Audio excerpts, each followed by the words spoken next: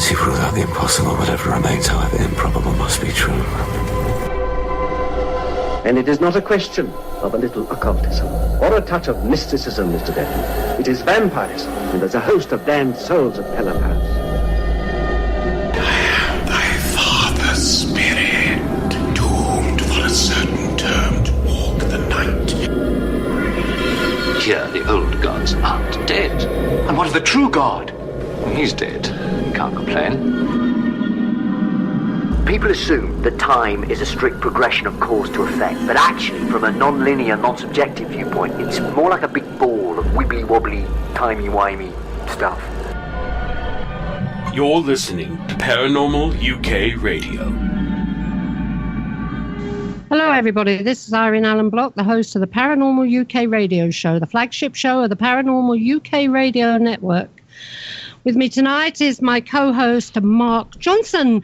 He wasn't around last week, which was absolute bliss, but this week he's back. So, here we go. So you're stuck with me tonight.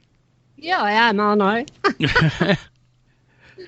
Never mind. It's nice to see you again. So you were loaded up with a cold last week. Yeah, I've had a cold for a solid week now, and I have to travel for my day job tomorrow, so I'm not looking forward to that. You're flying, aren't you? Yeah. You're flying. Oh, no. I get to fly to Kalamazoo, Michigan. Kalamazoo? Yeah. Don't ask. You've been to Kalamazoo? Don't ask me what's there. Honestly, is there really a place called Kalamazoo? Yes, there is. Is it anything like Timbuktu? I have no idea. Oh, see, I thought that was some sort of fictitious word. I didn't realise it was actually a place, and it's in Michigan, is it? Yes. Okay, so you have a safe journey anyway. They haven't got snow there, have they? I wouldn't know yet. Oh, well, you better take a warm woolly just in case. All right, especially with your cold in your chest. Make sure you wrap up warm just in case. Because Michigan's a cold place, isn't it? Not much colder than New Jersey here is. Oh, well, that's cold enough, isn't it? Let's face it. Okay, then. So, I want to say to everybody that anybody that missed Craig Bryant last week, he'll be back in March to talk about the Pendle Witches. And I know there was a few people that actually missed it, and they were a bit upset because they wanted to listen to the show. But you can pick it up on the Podbean, and you can find that on the network page. Right, Mark. Right. Okay. So, lovely. What do you want to talk about? So what else is new? Oh, what else is new? Nothing really. Yeah. Nothing. It's raining here as usual. Some parts of the UK have got snow. There's snow up in Scotland, but down here in Wales, it is raining. When is it not raining in Wales? I don't know, because in all the years, since moving down from London, I think we've had about 5 or 6 summers in 13 years. 5 or 6 weeks of summer in 13 years. So we've had everything else, but, you know, to see the sunshine can be rare at times. It really can be rare. Mind you, it was sunny today. It was cold, but it was sunny. Well, we've had an unusually dry winter so far, and unusually warm days. Yeah. So we really haven't had much of a winter yet, which scares me because with February coming up around the corner in March, we usually get clobbered here in the northeast of the U.S. Yeah, but surely, you know, if you've got warm weather out there, you're not going to get the black bears coming out. I haven't seen any. They usually hibernate at this time of year, so... Yeah? Yep. So when do they come out? Usually in the spring. About April. And when do they pull that poor animal out of his sleep and shake him about to see if his shadow's about? That is Groundhog Day. That's that is Sunday. This Sunday? This coming Sunday, yes. You mean they're going to disturb that poor animal from his hibernation just to see if it can see its own shadow? Pretty much, yes. Don't you think that's a bit daft? It's a bit silly, yes. Yeah, do they put him back so he can go back to sleep? It's like us getting a hold of one of our hedgehogs, and saying, "Can you see the sun? Can you see your shadow?" They're in hibernation too at the moment. Nobody would think to disturb these poor animals. They should wake up naturally. Does he go back to sleep afterwards? Hopefully they do. I wouldn't know. And if he sees his shadow, what does this mean? If he sees his shadow, it's 6 more weeks of winter. If he doesn't see his shadow, it's an early spring. Well, I can do that. I can tell you that without you dragging that poor animal out of its nest. It's going to be 6 more weeks of winter, at least. We've got March and April to go through yet. Here we got the March winds and the April showers, so nothing's going to change down here in Wales. Anyway, right, so do you want to introduce our guest tonight, Mark? Yes. Well, we're excited to talk to this gentleman. Very interesting background here. Our guest tonight is Paul Devlin, and Paul is a Buddhist priest and an exorcist. And he has his own podcast series called The Day the Exorcist Called. So, Paul, welcome to the program. How are you? I'm very well, thank you, Mark. How are you? He's all right, Paul. How are you, Paul? I'm muting while I'm hacking away here. Right. Okay. Sorry. I'm still getting over the groundhog. Are you? Don't you think that's wrong, though, Paul, to drag an animal out of its sleep just to see if it sees a shadow? And how can you turn around and say, "I see the shadow"? I don't know. All I know is that I always remember Groundhog Day because it's my birthday. So it's an easy thing to remember. Paul? Happy birthday, Sunday. Thank you. My birthday is Monday. Really? In fact, wow, look at that. See? I missed being born on Groundhog Day by 2.5 hours. And let me tell you, if I had been born 3 hours earlier, my family would never let me live it down.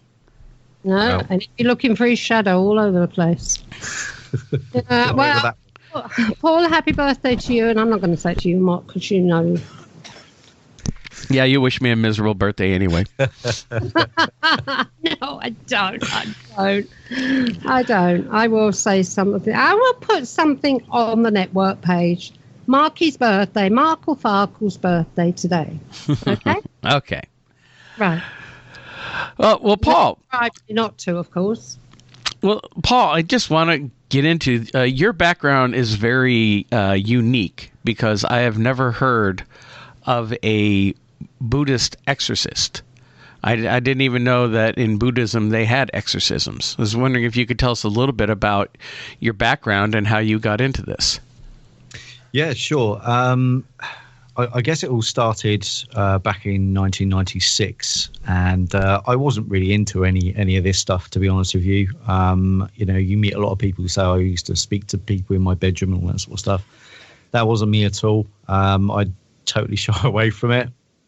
I went to see a medium in 1996, and she basically told me there were all these things around me that were saying it was about time that I, started to make contact with them, and it sort of really spread from there. I became very interested in the paranormal, started to study it, started to attend a spiritualist church. From that moment on, I was actually asked to leave the spiritualist church. We did a sort of... Paul, were you expelled from the spiritualist church? I was asked to leave, yes. Can we ask why? You can. Basically, what happened was it's nothing sort of fancy. I went into a meditation. They invited me to a meditation circle. And during this meditation circle... I saw a rope ring with Indians fighting in it, and an Indian chief in the side waving like a spear or some sort. And when I came out of it, they said, "So what did you see, Paul?" And everybody was saying I saw clouds and fluffy angels and all that sort of stuff. And I said, I saw these guys fighting in a ring. And it sort of kind of spread like wildfire around the whole group. They sort of, I got a real bad energy from him. Oh no, so did I too. And it kind of built the energy up all the way around. And by the end of the group, everybody sort of walked out, and the teacher said to me, I think it's best that you don't come back. I said, what, to the meditation circle? And she went, no, to the entire church. I don't need to come back. I think there was a little bit of green-eyed monster there somewhere. Well, maybe so. And I thought, well, it's not going to stop me. So I went off and started studying. I then moved to Manchester, where I had I guess what you would call poltergeist activity in the house I was living in. I wasn't very experienced at that time. I called somebody in to help. They helped. And from that moment on, I thought, that's the kind of thing that I think I want to do. So I moved back to Reading, started my own paranormal investigation group, which then went on to doing spirit rescues for 10 or 15 years. Started then working on my own, went into business for myself. And then that point, I was very lucky enough to be able to get hold of a Buddhist grandmaster who agreed to take me on and train me. Mm-hmm. From that moment on, there was a process of exorcism, training exorcism, which I did. That was in 2017. Then I became, after you do a certain amount of exorcisms, and I was asked to be sort of the head trainer of exorcisms in this organization, of which I still currently am now. So basically a Buddhist exorcist is somebody who follows the ways of Buddhism and the mindfulness techniques of Buddhism. Yeah. And when you do an exorcism on people, it is not violent. So what I mean by that is you're not strapping people down and throwing water at them and stuff like that. So it's quite a relaxed exorcism. I mean, sometimes people do get aggressive and violent, but that's the kind of thing that is your choice to do, and you have to do all that. So there's a level of martial arts that you need as well, restraining techniques and stuff like that, and people around you to perform those exorcisms. So people are scared of the word exorcism. It affects them. If you say entity removal, for example, which is pretty much the same thing, it doesn't affect people so much, and they're more likely to be able to talk to you or come and express the problems that they are having. Yeah, I think a lot of that is down to the film and television. Absolutely. I mean, over the past 10, 20 years, there's been a lot of paranormal films, programs, etc., and it does do great things for the paranormal in one sense, and in another it doesn't, because now in this country there's estimated to be over 1 million paranormal groups. Not all of them work in the way of the respect that spirit deserve. I can tell you, Paul, when I first started out over 50 odd years ago, there was no paranormal groups. I can well believe that. There was just a couple of experts. That was it, and that was basically it. I think the problem is now, if I'm honest with you, is people are very happy to be armchair paranormal investigators. So they will watch the TV and grab their inspiration from there. The thing that I get worried about is when somebody has a problem in their house, mm-hmm. and they call a paranormal group who don't really know what they're doing. They just want to go in there for a laugh and disturb what's already in there, or they set up all their equipment, spend hours setting up equipment. Well, I agree with that.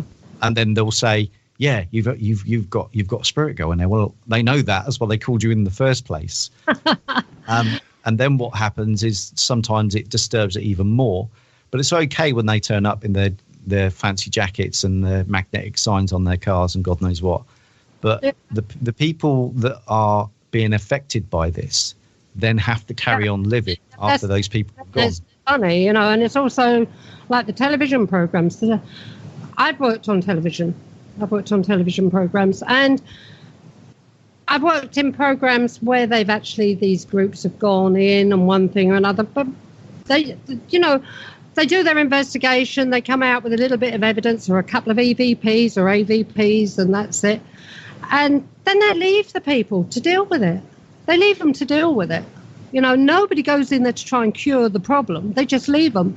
And the next thing, especially when we were running Spirit Rescue International, the calls, Mark, the calls that we started to get because of people being left high and dry.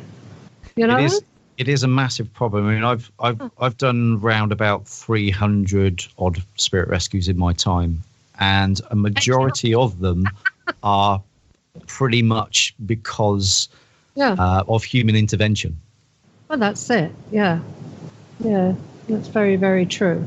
Meddling, as I call it. Yes, indeed. I don't mean to insult anybody. Well, I will. I don't care, because you know me. But people that go out there just to... So, do you know, some people, it's a Sunday afternoon out for them. You know, this is it. I mean, I know there are some very well-run paranormal investigation groups in this country, in the UK. On the show. You know, that's fine, and people are respectful and all that sort. It's the ones that give everybody else a bad name that concern me. Yeah. People don't realise how dangerous it can be when you go meddling in things that you don't necessarily understand. Get the correct experience first. It's really important. I didn't just turn around one day and go, do you know what? I think I'll be a Buddhist exorcist now. I've got quite a lot of experience under my belt before I took the path to become a Buddhist exorcist. Yeah. So I'm curious how a Buddhist exorcist differs from other, not only major religions like Christianity or Islam, but even more pagan or natural religions, like you could say like Native Americans or other societies that have their own versions of exorcism. Well, I think the important thing is that as long as they all do the same job in the respectful manner and help people, it doesn't really matter what kind of religion they are. A demon will not matter what color your skin is, what religion you support. If it's going to affect you, it's going to affect you. Whether you're a Buddhist exorcist, whether you are a Hindu who practice exorcism, or a Christian exorcist, it doesn't really matter. The point is, can those people who perform exorcisms help the people when they most need it?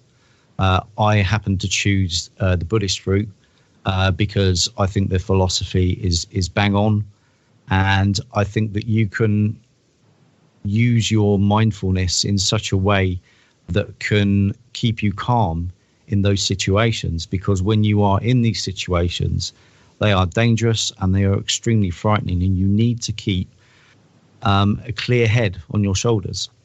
When you're training, part of your training as an exorcist, Buddhist exorcist, is you are infected, or what they call infected. So you have a demonic presence placed within you, and it is your job to self-exercise yourself. The idea being that you know what it feels like, and B, you have to keep your mind focused on the job in hand. How many years did you train for this? Well, I've been training all my life, to be honest with you. But you're always learning, even now after 60 years of me doing it, I'm still learning, because no clearing is ever the same. No, everything's different, and I think it also comes down to ego. You know, it's very. No, I mean it's very ego. It's very easy to get yourself into a situation, and go in and say, "Yeah, I can do this because I'm amazing." If you did that, especially as an exorcist, a demonic would just kill you down dead, because you want to talk ego. They're the masters at it. Yeah. Well, with me, nobody ever saw my face or knew who I was for many, many years. I just got the call, went in, done the work, and that's it. Came out. Bye-bye. And again, that's an important thing. It's to come out into the world when I met Mark, really. But there again, I think it's important that people talk, like, this radio station, this program that's being broadcast. We're giving out information, we're inspiring people. People listen to this show, is about education. It's about educating people. For those who want to be educated, there are people who are out there who say it's a load of rubbish. That's fine. Well, you can always go and read a book or something. You don't have to listen to what I've got to say. If you don't like the show, click off. I don't care.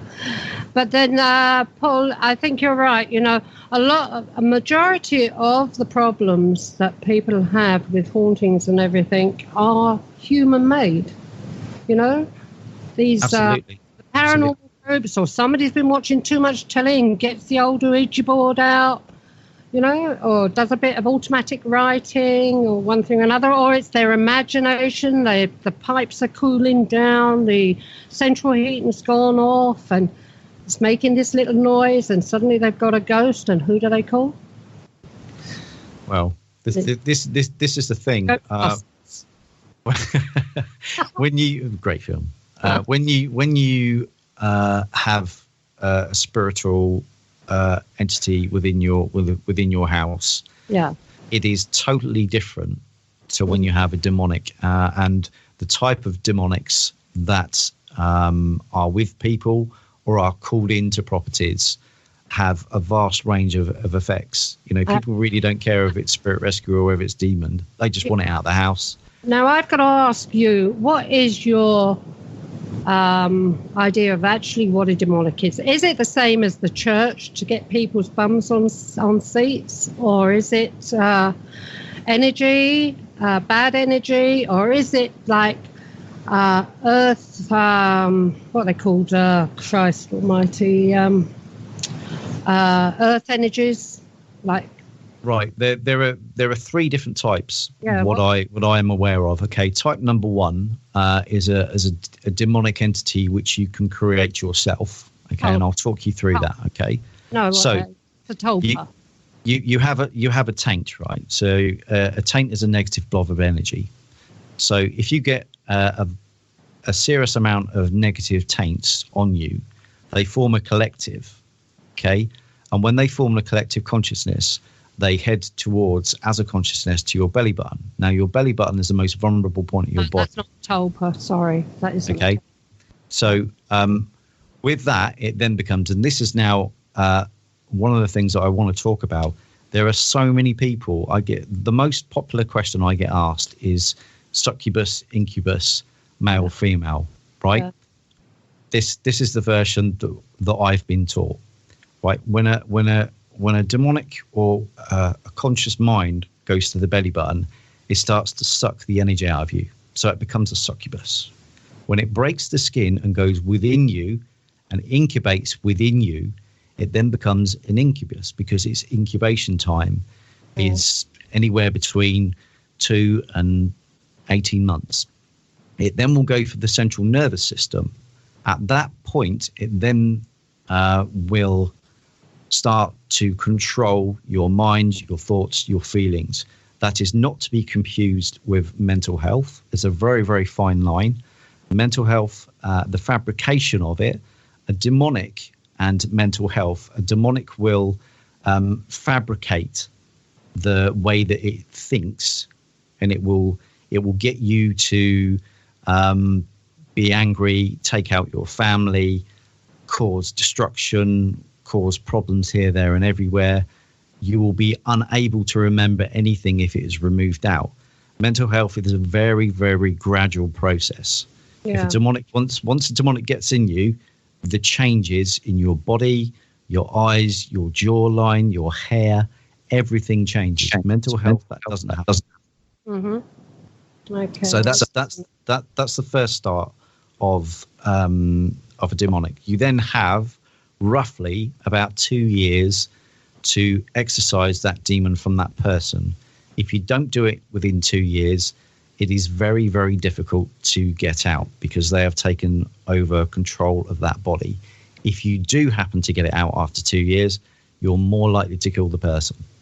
So they take full, in your teachings, and they take full possession in 2 years. Yes. Whereas with the Catholic religion, you got the oppression before you got the possession. So the oppression is when they're not taking possession, but they are working you like a puppet, but then they take possession after that, Yeah, correct. The other type of demonic is a physical demon. That your physical demon is what you will see, and what will affect energy in a house. And the difference between that and spiritual energy is that you will actually see physical prints and evidence of something being in your house, almost like you've been burgled. I've got pictures, I've seen pictures, or taken pictures of footprints and things that no other animal on this earth has. The other type of demonics are from different dimensions. So if, as an exorcist, you also learn to about astral traveling.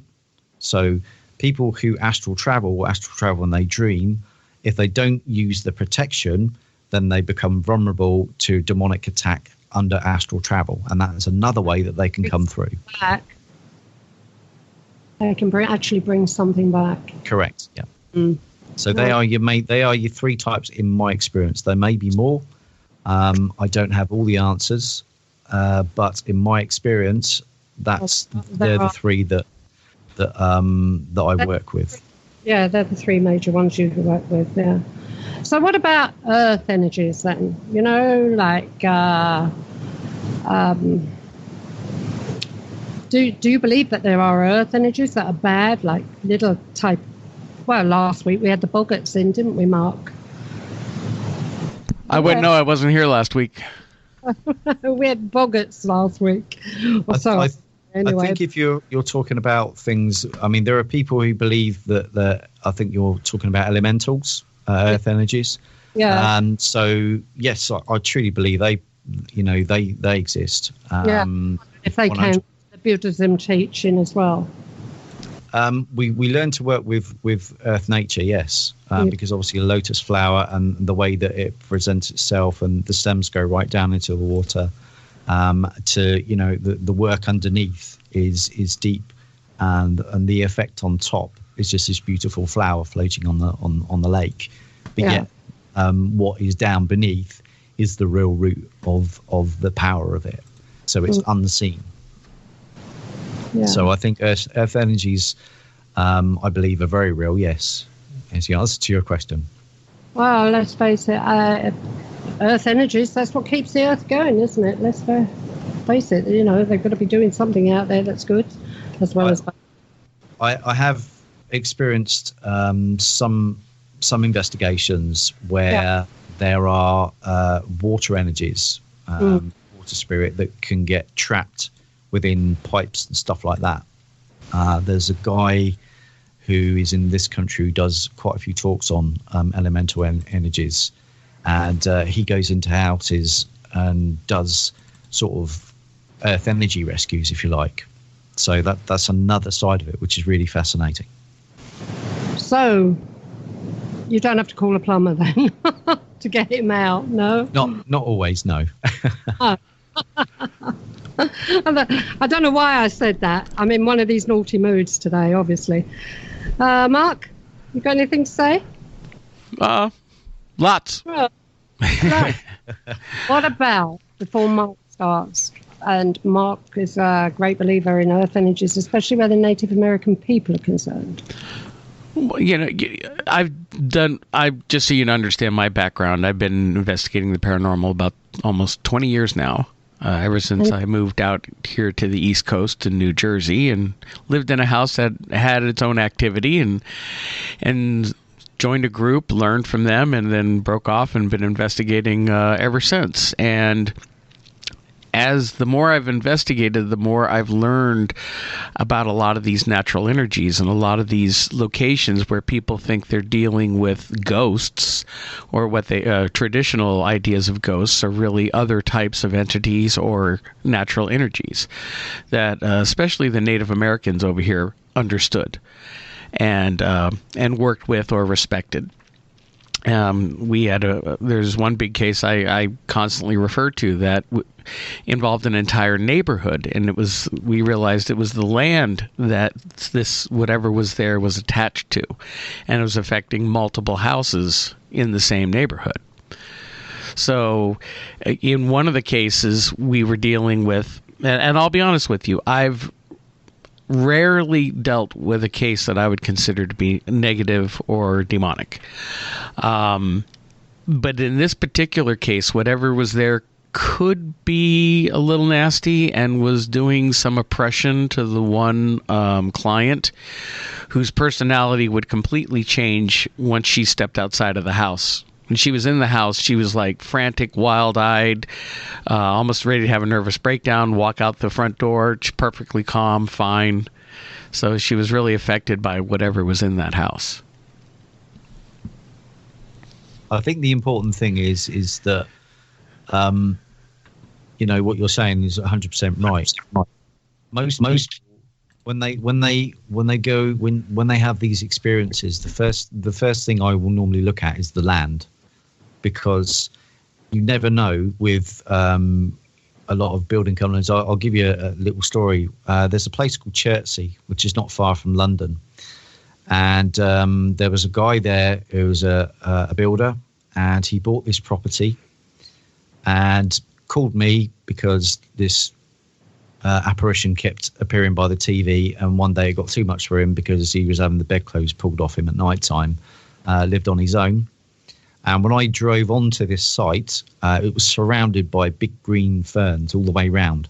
It wasn't until we went up the stairs and got higher towards to the flat that he was at, and I happened to look out the window, and over the trees, the fir trees, was a massive graveyard.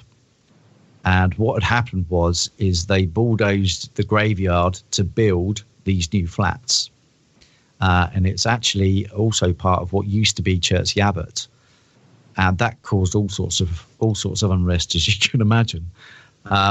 So, you know, I think that people, developers and property people, have a responsibility to understand what they're building on, because once they've sold their properties or sold their land and people build on it, they've got the money. That's great, but the poor people who have to live in these houses and a lot of the time don't have a choice but to stay there, can be badly affected by these energies. So, yeah, you can get spirits are upset if they've been woken for whatever reason. Sometimes it's earthquakes, sometimes it's been built on, you know, sometimes it might be a you know, dimensional time shift or whatever, or it could be geopathic stress or ley lines or whatever.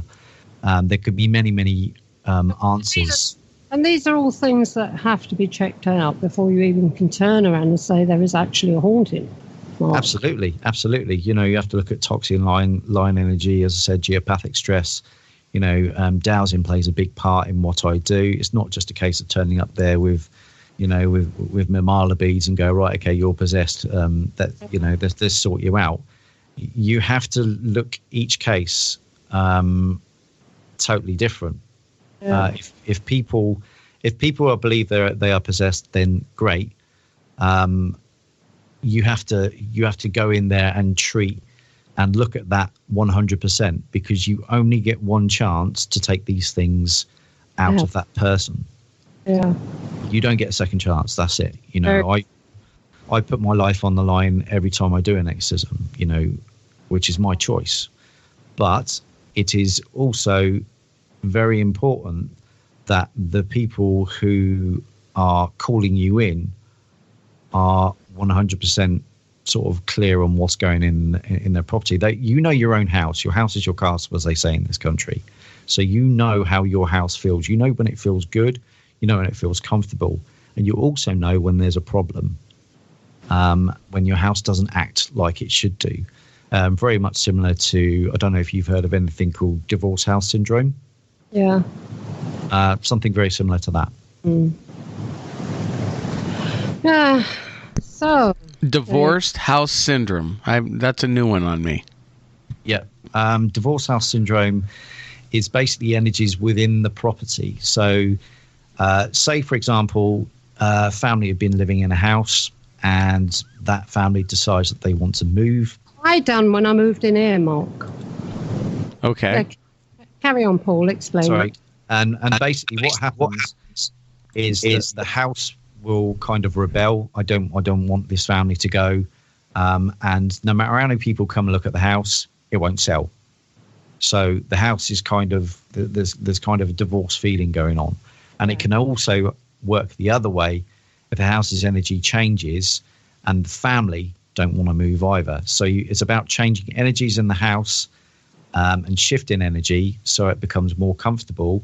So when people walk through the door, potential buyers, they will then hopefully buy the when I first started looking into this, I thought it was a load of rubbish. But there's a guy in this country who used to be an estate agent, and he developed this technique called divorce house syndrome.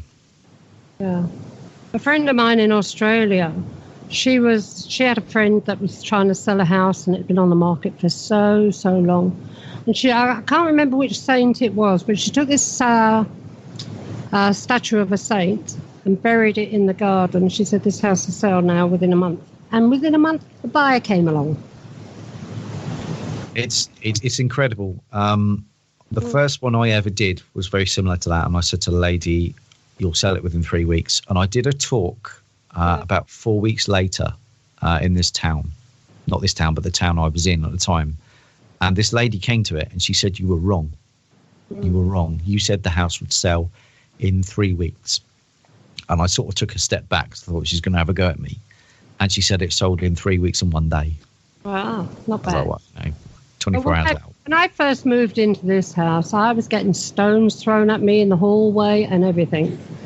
And then one day, I just sat down, had a word with them. I said, look, this house is still your house. I'm here to look after it. If I don't do something about it, the house is going to fall down. The garden's overgrown. It's got to be seen to, this, that, and the other, but it'll always be your house. And everything calmed down after that. Exactly. It's about communication. Well, they probably were throwing stones at you when they heard your singing. I was waiting for him to say something, and it came bang on the money. I do like a bit of opera, but no, it was very, very upset, the house, when I first moved in. But then again, this is Wales, I'm English, so there you go. Maybe they're a bit Anglophobic, I'm not sure.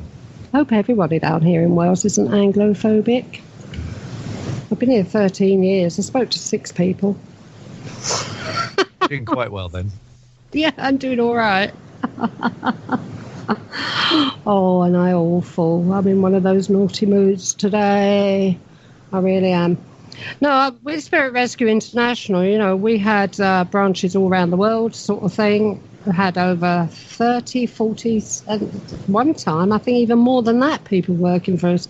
They came from all different backgrounds, medical backgrounds, and we had a woman checking on earthquakes, this, that, and the other, and we had counsellors, and so many different people worked with us before we even actually got round to dealing with something as being a haunting or a demon. I think it's important to have as many people on board and to have as much professional people. Yeah, exactly. I mean, I'm a people that know what they're doing. I've trained in NLP. I'm a master practitioner in NLP. I work in addiction. I do body language and deceit. So there's, you can't just sort of do one thing and stick to it. When you're dealing with the public, you have to look at it from so many different angles. And it's really important that, that kind of mentality has to carry through for the simple reason, because as you said before, Irene, that every case is different. You never know what you're going to walk into. So you have to be prepared. And it's not just sorting issues out in people's houses. It's also helping the people afterwards, because these things are very, very traumatic. You guys know they're very, very traumatic to live through. Very traumatic. They are. They can be for people. And, Paul, you're very lucky because you can do these courses and things like that. When I first started out back in the 60s, there was none of that. So I come from the school of life. That's where all the teaching comes. It's all self-taught, and it's all through doing it for so many years. But look how much information you give out every week to people, which is probably the best teaching you can give. I actually act the dumber on here, don't I, Mark? You really want me to comment on that? Yeah, go on then. I don't give out much of what I know. You've got to admit that. I don't. Because I don't want to come across as I know it all. Never have done. No, I'm only talking to Paul about it because Paul is the same sort of person as me.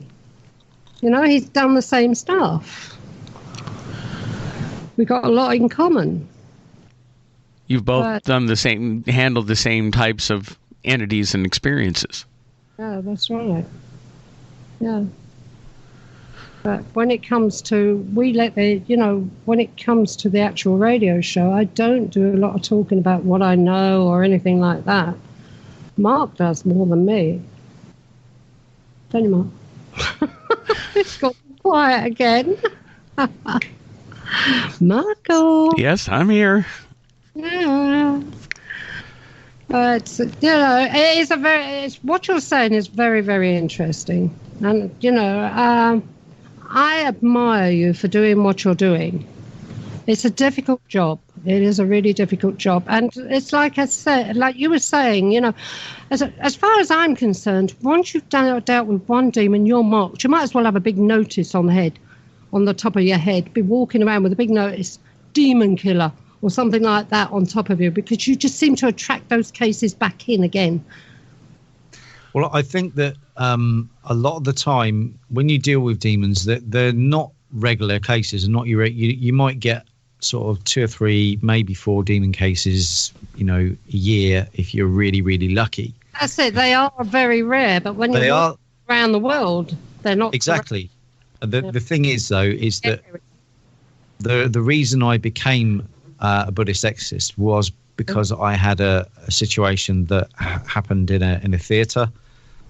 We did an investigation. I was invited to do an investigation. There was a trans medium who was taken over by a gentleman in this place, and we rescued some spirits that were trapped there, and he was keeping them there against his will.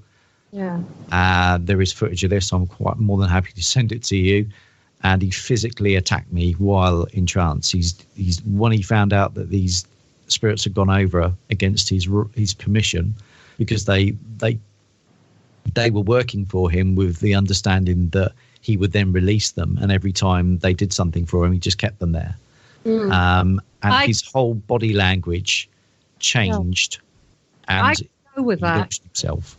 Yeah, I can definitely go with that, because I worked a case in Gleneffley, a big old house in Gleneffley, and there was one major one that seemed to be surrounded by lower spirits, and this major one was in control of them all.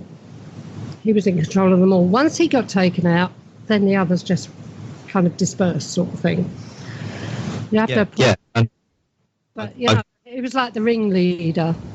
And once you take the most powerful one out, then another the less powerful ones will step forward, and it becomes easier as the job goes on. It's a pecking order, the same as it is in real life. The spirits were humans as well once. It's no different. Well, with my one, I was dealing with him, and we had. I was the only one in the room at the time, because I'd been giving us the runaround for about 2 days. Anyway, I was dealing with him, and there was a voice recorder sitting on the side, and later on when I heard it, there was this gruff voice that turned around and said, "You stupid woman." And it was a really gruff man's voice. Right, so, but I wasn't that stupid, because I took him out. But I found that afterwards, anything that was left, any residual energies or anything that was left, was easier to sort out. And the majority of it just went away on its own. Didn't really have to do an awful lot after that. It just quietened down, and to this day, this house is still okay. I always find it fascinating when, I don't know how you find about this, Irene, but there are a lot of people who, once you clear a property, there are 2 types of people. There are the people who don't want to talk about it to anybody, and they just want to get on with their life. And there's another type of person who will keep talking about it. And I don't know how you have found this, but in the past, I've found that sometimes can call problems back. That's right. That's true. Very true. You know, they keep on rattling on about it. They're building the energy back up again. You know, they're inviting stuff back into their house. You know, there was talking about that. There was another young family actually down in Llanelli that I was dealing with, and they were playing with the board. Anyway, I got them sorted out. The board went out the window, sort of thing. Sorted out the house and everything. But as soon as it was nice and calm. It was nice and calm, and it stayed calm for a little while. And then they watched a couple of more television programs, and they got a new board. And the next thing, they're doing it again, and they're sitting there trying to have seances and and the whole thing flared up again. Literally went haywire in there again, and I had to go back down there. So I can tell you now, the language from me was not very, because you're a nice, calm person. I am the opposite. I will go in there flying, and I will tell them straight, put the bloody thing away. I'm a mother, you know. I'm a mother and a grandmother. And I know how to talk to people. I'm very dominating. Remind me not to get on the wrong side of you, Irene. I am the dominating female in this house, in this family, and I will go down there. I'll tell them how stupid they are. You know, I don't care. I don't care what I say. When you get to 70, which I am this year, you don't care what you say to people, and you don't care what they say back to you. I think the important thing is as you said earlier on, it's about education. If you can educate people, right, this is what you did wrong, this is where you went wrong, and this is how you fix it. You know, tell your friends, because that is really, really powerful. Because people can go around and say, this guy came around or this lady came around, and you know, if they find themselves in that situation, for example, the Ouija board again, turn around and say, look, I'm walking out the door because I've had experience of this. And if you want to do that, that's fair enough, but I'm walking away. And if you've got any sense, you'll do it as well. Well, when I was a child, Paul, right, me and my sisters, my father was out at the time, and so was my mother. So me and my sisters got in the front room, and we done a thing called Toby Black.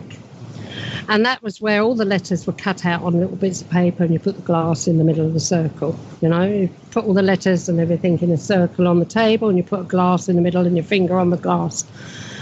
My father came in just as the glass flew off that table and smashed against the wall. My father walked in the door, didn't he? And I got such a slapping. I really got into trouble for that. They are scary things. They are scary things to go through. You know, I always find it funny that it was originally known as, I think was it originally known as a talking board, if I'm right?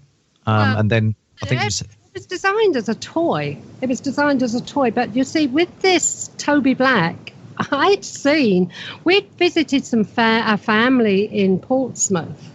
And us children were sitting on the staircase watching their parents playing Toby Black. So, of course, what did we do when we got home and had the first chance? We done the old Toby Black. You know? Yeah.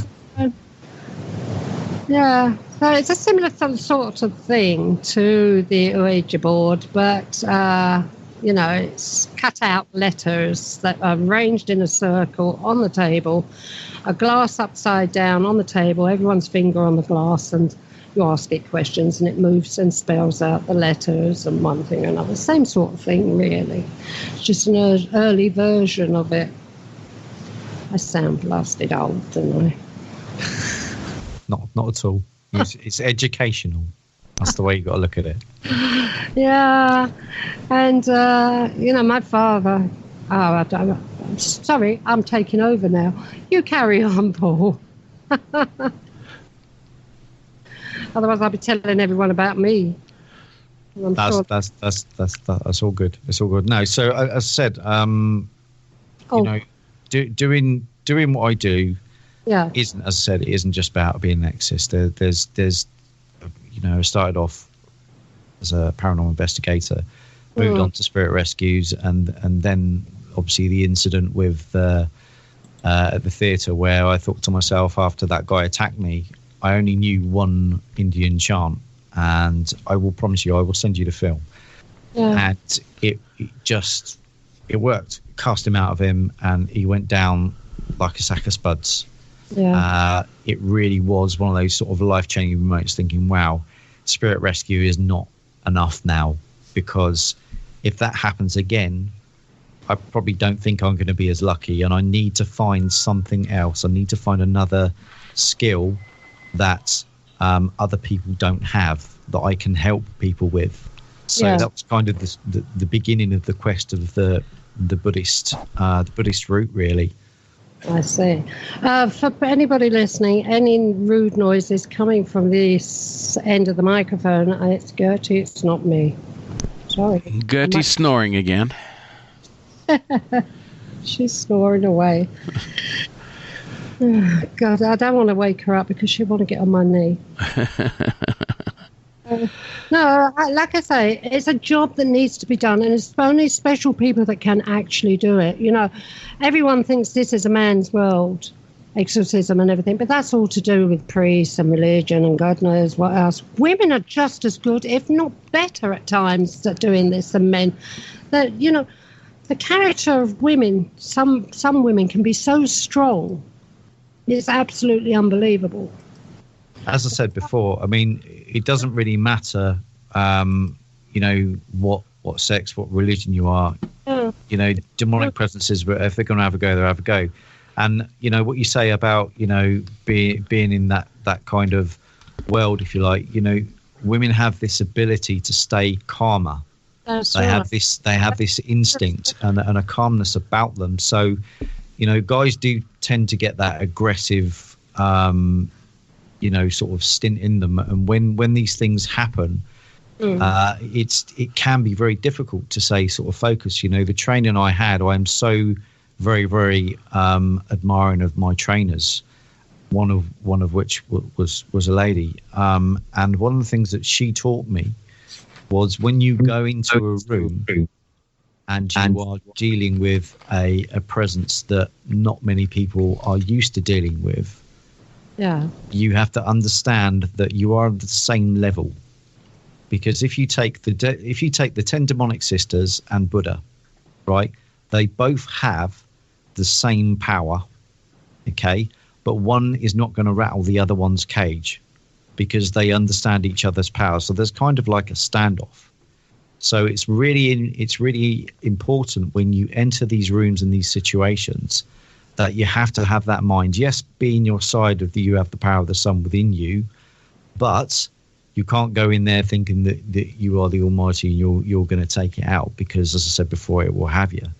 And it was that lady who gave me those teachings, to which I still use to this day.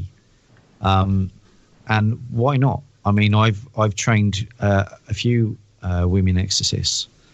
It doesn't matter what your sex is. If you can go in there, qualify, do the job, to me that's all that matters.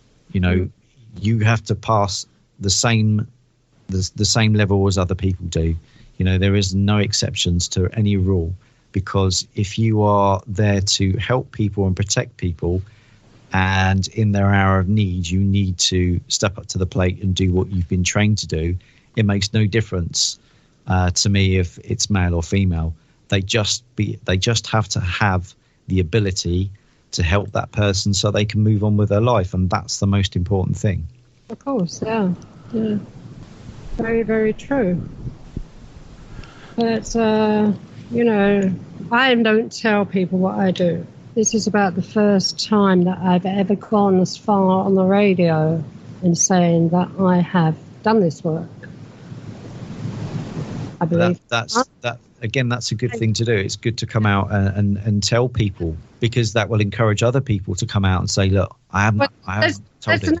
Yeah, but there's another reason for it as well, Paul. It's a bit selfish, actually. You know, I'm retired now. People, don't come bothering with me. Mind you, I say that. I've got a case this week to do. I have got one to do this. Well, Mark's involved in this one. He doesn't know it yet, but he will be involved in it. Well, I know it now, kind of. I was going to tell you I haven't had time, have I? But, you know, I'm at that age now. I gave it all up to start radio, to start the network with Mark. You know, we do the network. We've even had our own publishing company. We've been into lots of things since I've given it up. But you don't lose it. You just don't lose this ability, this knowledge, this energy, this strength to be able to do these things. It always remains with you, no matter how old you get. And how much you get waylaid with other things in the world, it's always there. And it's like, even if you're not looking for a case, you haven't talked about it for a long, long time, somehow these cases find you. Do you find that? Yeah, absolutely. You know, I think that if you sit 15 people around the table, and you start a conversation. Has anybody had a paranormal experience? To start off with, they all look at each other and go, not me. And then if you tell a story, somebody else will tell a story, and then you'll find 9 times out of 10, 14 out of 15 people have had an experience that they haven't been able to talk about. Now, you guys doing the radio show, you probably, unknowingly to you guys, you probably help more people by doing this than you would doing investigations, because you're giving out information. You're giving knowledge, you're giving power to people, and you know, you might be kickstarting somebody's career that you don't even know about. You know, what you're doing is a really good really good use of putting energy out there and inspiring people, because in this day and age, it's a great thing. You know, you wouldn't be able to do that sort of, 40, 20, even 20 years ago. You know, now people can pipe up and say, yeah, I've had these experiences and now I'm going to start a radio show and do it. And we live in a society that is acceptable to do that. So fair play to you. Yeah, but what I mean is also, what I'm trying to say is that even if you're retired and you haven't done any of this work for a long time, it never leaves you. And somehow the law, universal, whatever it is, those cases where people need help will find you. Yeah, because it's universal law of attraction. Yeah. You'll just happen to be in the right place at the right time, or not. It finds you anyway. And as you say, you never lose it. You never lose the passion for investigating. I love getting calls and going to people's houses and trying to solve these problems. It is something I love to do. And as I said, when I saw that medium all those years ago, it was like somebody lifted a valve and turned the light on. Yeah. And once you're there, you're hooked. You know, and I don't do that many investigations. If I do, I'm called into people's houses. But I still have the passion for that side of it. And as you say, those abilities, the things that you gather over time, never leave you. And that's the reason we carry on doing what we do. Well, I think I often think that sometimes that you're born into it. You don't know you're born into it. It might not hit you like you. It didn't hit you until about 1996. With me, it was a lot earlier. I was a young woman, teenager, when it started with me. And I sometimes think maybe in another life, this was something I was doing. Maybe I've been doing this for life after life after life. This time I've ended up in a female body, but I'm still doing it because the power, the strength that you have when you do these things, the mind frame that you're using, the energy that you're using, how it heightens and one thing or another and everything, it's absolutely as if it's you. Do you understand me? Yes, I do. I do understand. And I think it's important that other people do as well. One of the things that I get to talk to people when I do talks, and I do workshops as well. One of the things I do is something called supernatural mind. Well, everybody's got supernatural ability. For example, if you look at, it doesn't really matter what your taste is. Let's just take Frank Sinatra, for example. Frank Sinatra, one of the greatest singers of all time, had a vocal box. Like I have a vocal box, like you have a vocal box, like Mark has a vocal box. We may not be the same standard, but we have that equipment. Yeah. And when you use that equipment to the best of your ability, that's when you make the difference.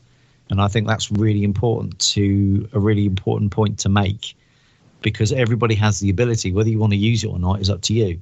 I'm no different. Anybody could go and train to be an exorcist. I'm not special at all. Anybody can be a paranormal investigator. Anybody can be a spirit rescuer with the correct training and the correct guidance, of course. But it's not a unique club that only certain people belong to. Everybody has the right to do it. They just choose not to, and that's fine. I've made my living, my career, out of doing this work and helping as many people, teaching people, workshops, talks, radio shows, etc. Because I think it's really important to heighten that awareness, because there are TV programs out there, some very good ones and some very poor ones, and it's the poor ones that worry me, because they're the ones that inspire the wrong people to go and do the wrong things. Mark's been on television as well, and he'll tell you there are a few poor ones out there, aren't there, Mark? More than a few. I don't respect most of them, to be honest, because they're television. And we know from investigations that you can't resolve or really get a full understanding of what you're dealing with within an hour-long show, or even if they film it over a week, it's still not enough. And there's so much that is edited out and packaged and marketed for television. It's not real investigating.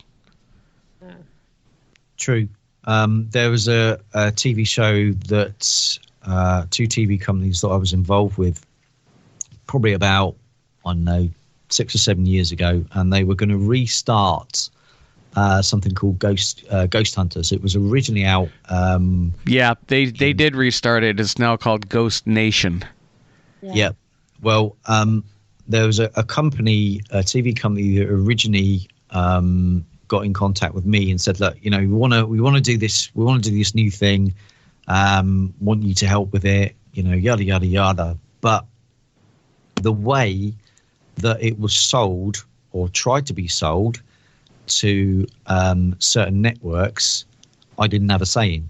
I couldn't go to the TV station and sell this product because I know what I'm talking about. It was given to a salesman to pitch to this TV station, who then understandably turned around and went no, and then they plugged a group of paranormal investigators who then they then put it on the telly, and it was painstaking to watch. It really was, because the work that we do as paranormal investigators it takes a long time. It takes a long time to get to that stage. And when you put in that effort and you're as passionate about it as we are, and then you see something being broadcast that's so utterly poor, that people are either going to turn off or they're going to go the other way. They're going to go, I can do that, which is great. It's great that you want to do that. It's great that you're raising vibration, but it's how you do it. If one team goes on a TV show and starts insulting spirit, starts shouting, starts being disrespectful, and then something gets thrown at them. I could never understand. And then because they want a reaction, as Mark just said, it's TV. That's what they want to do. But if you put yourself in the spirit's shoes, how would you feel if you were in that situation and somebody had the ability to come in and help you and send you where you are going to be at peace and happy again, so you can carry on in your own teachings, but they just want to antagonize you? And I've seen things where it's like, can you knock on the wall? Just give a sign. Okay, right, I knock on the wall. But can you do it again? Okay, all right, then I'll do it again. And can you do it again? Right, and then they get annoyed and they throw something at you and then they scream and run off. It doesn't really help anybody. The one I loved, there was a television program on there, and it was, can you knock twice on the wall for yes and 3 times on the wall? If you're there, can you knock twice on the wall for yes and 3 times on the wall for no? I thought, hang on a minute. If they're not there, That was on the television. I'm also laughing because I know it won't make any difference to the listeners, but I'm just laughing because on the screen I've got two screens in front of me, and on the screen to my right is a picture of Mark. I mean, and I got that as well. And it just made me laugh. It just caught the picture. Sorry about that. Made me laugh. That's what I'm laughing at. I just turn and whoa, he's looking at me like that. That's funny. Yeah. There you go. Anyway, I've got that picture too. I throw things at occasion. If it wasn't on the screen, it'd be darts. If we feel we're ganging up on you, Mark, that is. Oh, trust me, I'm used to it. You are, aren't you? Yep. Okay, then. Well, Mark's done shamanism, Has he really? Cool. Yeah, I took a year of study when I was in Colorado with to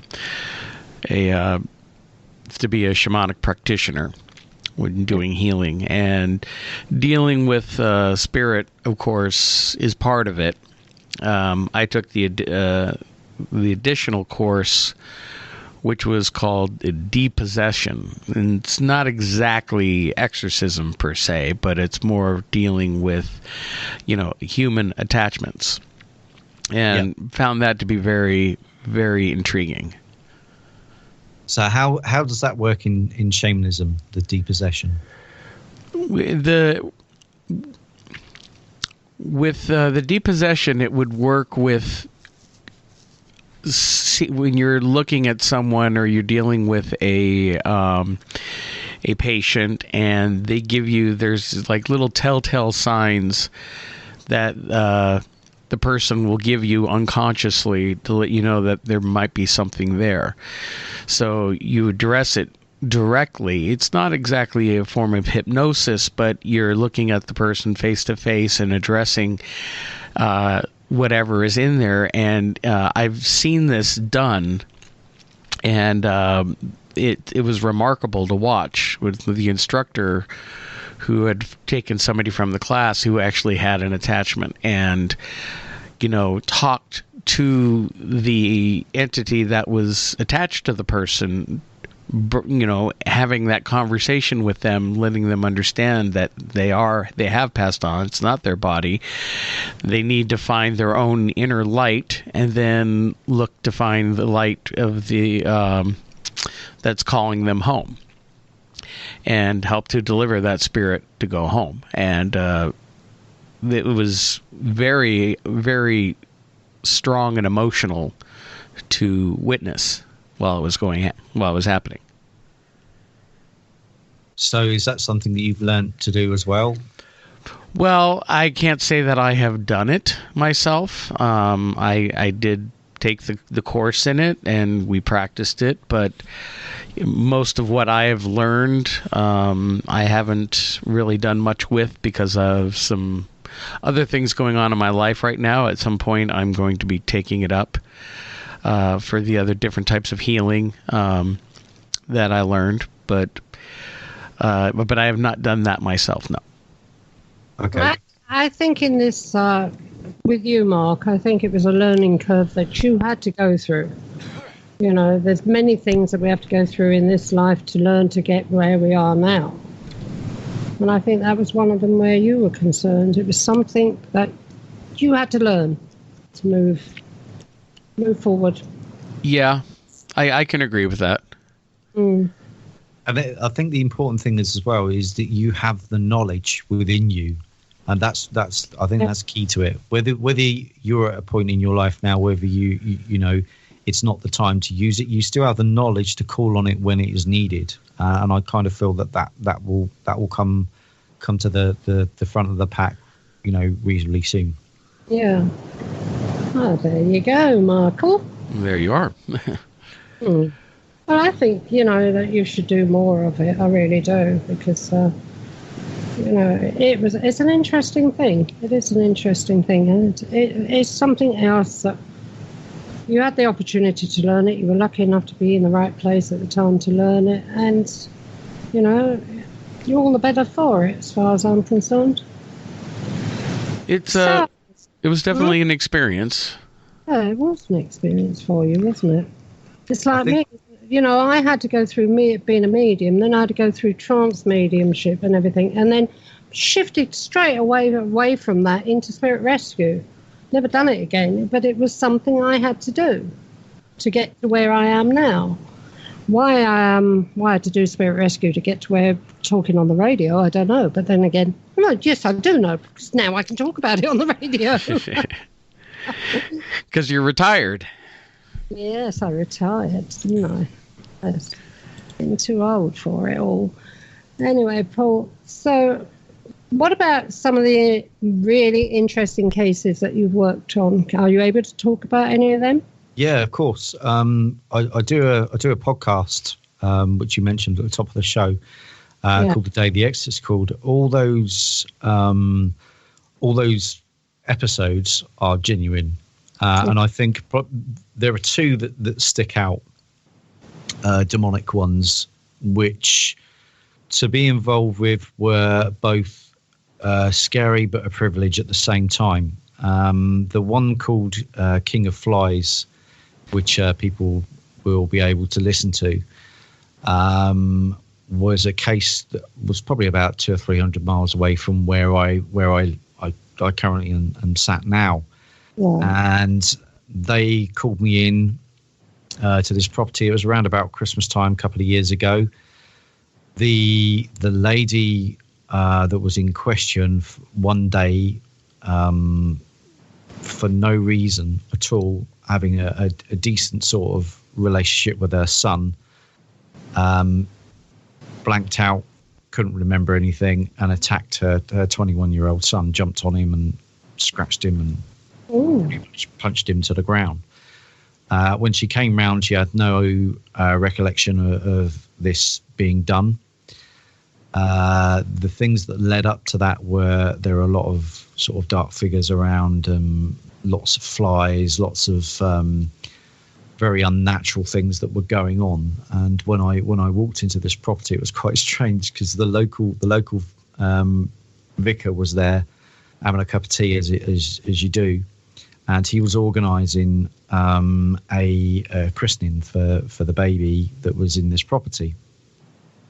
And we had a brief chat, and he very quickly left after that.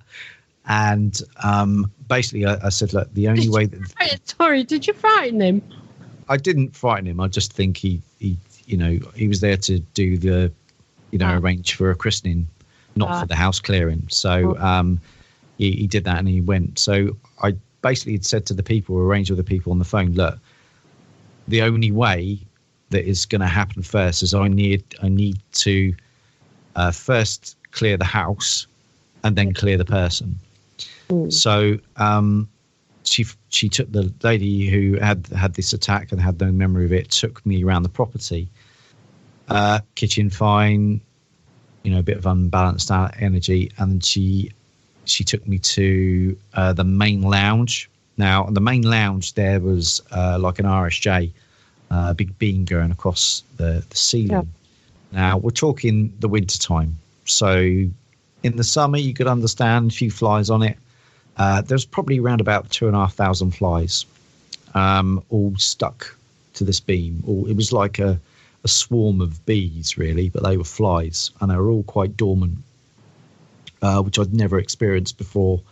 That is a very strong sign of demonic presences. But there again, you can't jump to conclusions in situations like that. And anyway, there was a bungalow, so we went through to 3 or 4 of the other bedrooms. They all had, if I had to guess, probably about 200 flies in each one of them. I guess we're in the middle of winter. You could understand if it was summer.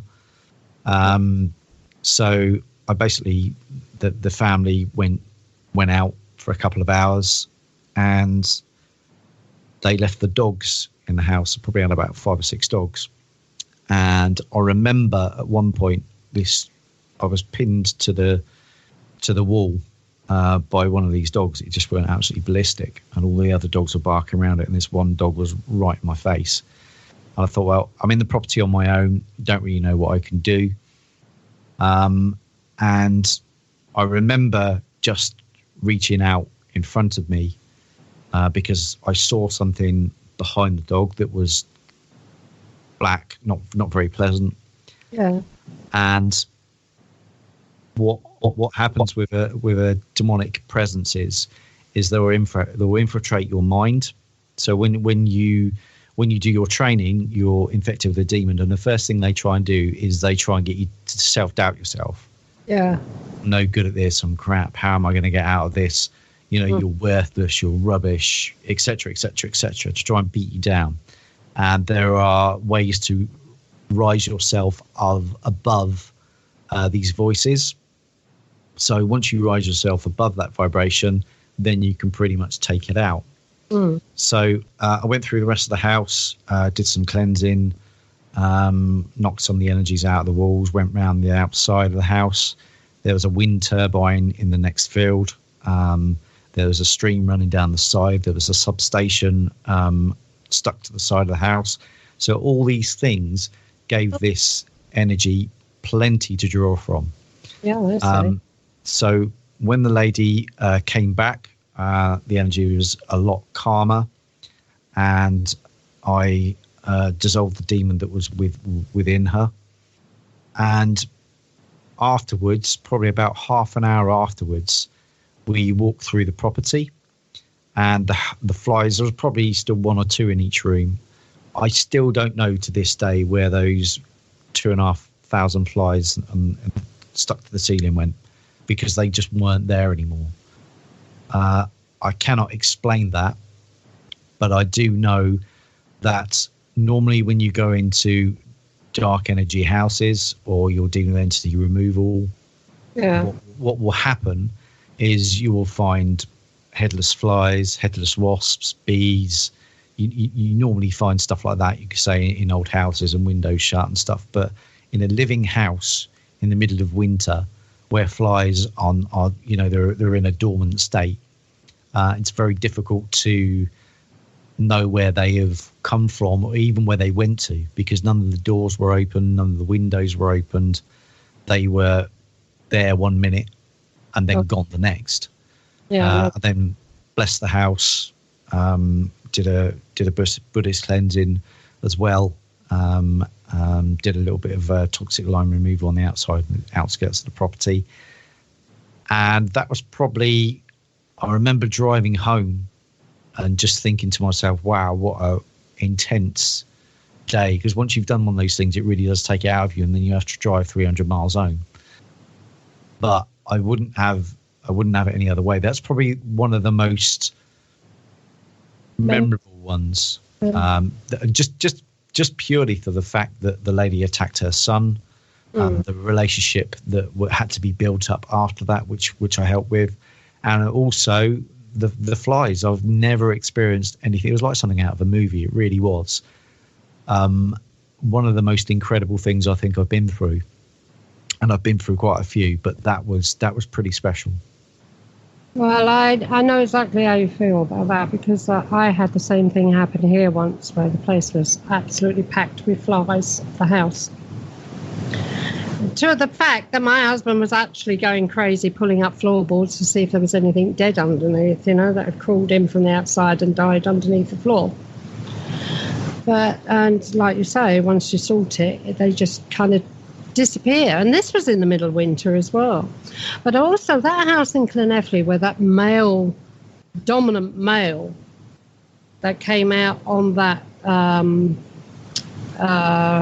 voice recorder, the day previous, I had that voice recorder was on, and picked up this male shouting as if he was shouting, "Shut up," because the dogs were barking downstairs, and it was like he was shouting, "Shut up." But the noise around him, surrounding him, was like thousands of flies buzzing away, and this was on the voice recorder. It's funny how action. I always find the best tool of any investigator in any job in this line of work, the best piece of equipment you can ever have is a recorder, digital recorder, and tape recorder, whatever. Digital recorder and a camera. I think that you don't need any more than that. You really don't need all this paraphernalia. Your best thing, your best tool is your own instinct. Absolutely. Instinct. Go with your logic. Yeah. People say go with your gut. I say go with your logic. People only talk about the five senses. Yeah. But nobody ever talks about the sixth sense, which we all have. It is an instinct that is built within us, and yet society takes great delight in sort of pushing it out of you. When we're younger and we're babies, you often see babies sort of clawing and cooing and tracking things because I believe they're seeing spirit. Or you get when they get a little bit older, it's imaginary friend. Is it really imaginary friend? Well, sometimes it is, and I believe sometimes it isn't. But as we grow up in society, it's slowly beaten out. That's, oh no, you didn't see anything. Oh, that stuff is a load of rubbish. That doesn't exist. And by the time you're sort of 18, 20 years old, you just, sight, touch, smell, taste, that's it.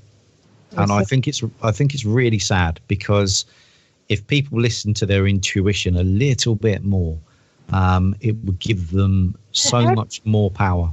Everybody's got it, and everybody must have experienced the gut instinct at some point or other. A mother, she's waiting for her kids to come home from school. She gets a sick feeling inside of her.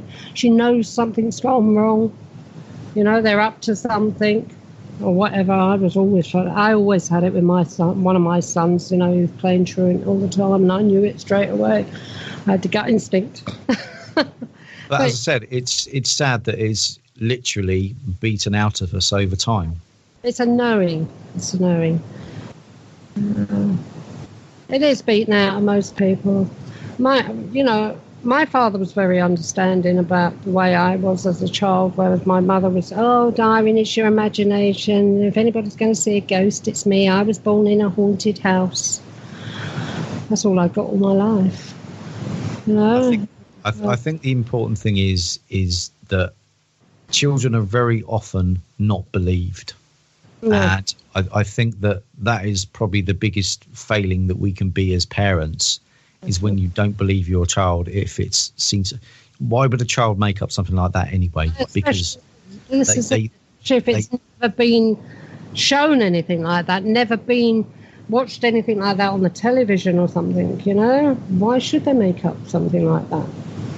And this is the thing where you should be listened to, and you should be understood, and it should be investigated.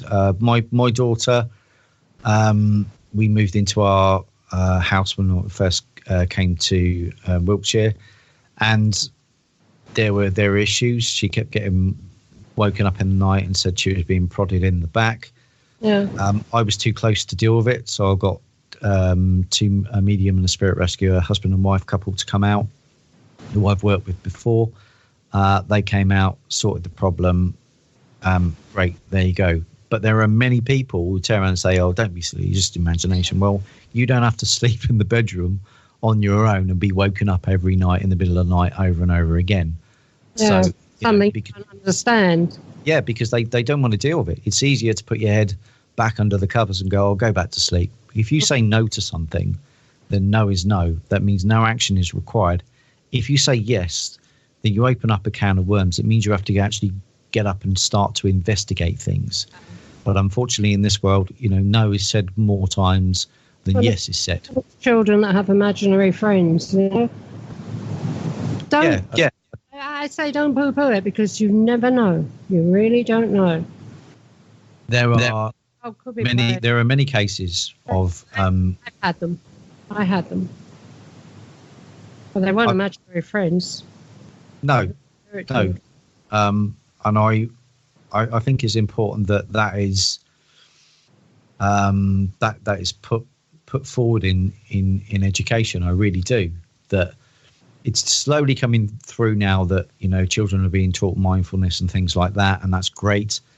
And being sort of in control of their own minds, as long as it's repeated in the parents, as long as the parents practice the mindfulness as well. If you want a calm environment, then it has to be created. That's very important. And when you're dealing with, if you're dealing with a situation with spiritual or earthly energy or any type of energy that you may not be able to see, it's important that it is recognized and knowledge is given. And if you don't know the knowledge, go and find it. So you can then teach your child. Again, it's vitally, in my opinion, is vitally important. I agree. I totally agree. Well, I had a few experiences when I was younger. The words I always heard from my mother is, that's just your imagination. Yeah. It's an easy response, isn't it, Mark? Yeah. Yep.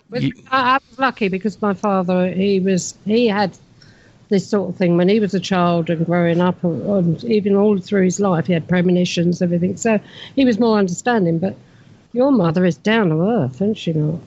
Oh, God, it's very. She's very matriarchal.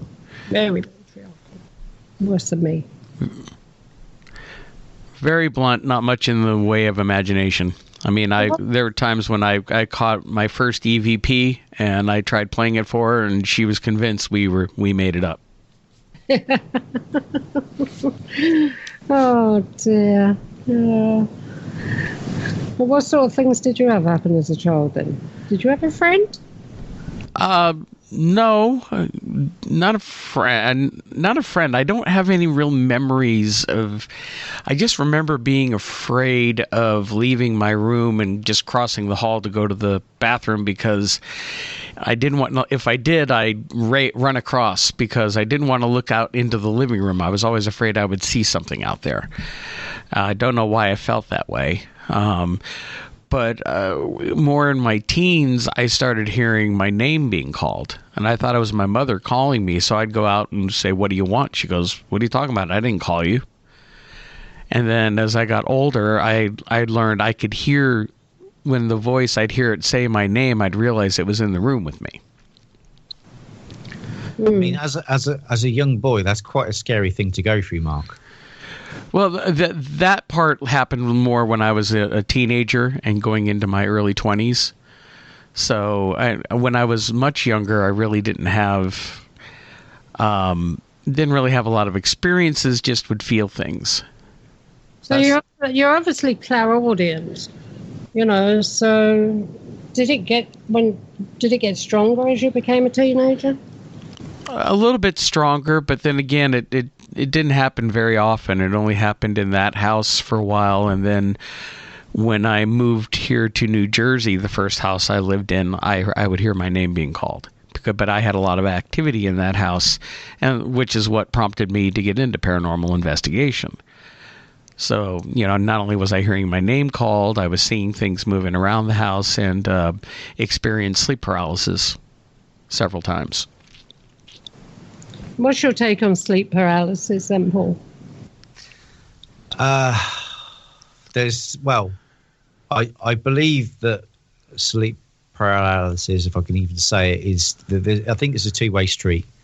There is some sort of credibility to the fact that if you are woken up and you can't move for whatever reason, it is said that your brain has been woken up, but it's not communicating with your body. My other part of sleep paralysis is who wakes you up and puts that energy around you so you can't move. You can't even swallow. You can probably just about move your eyes.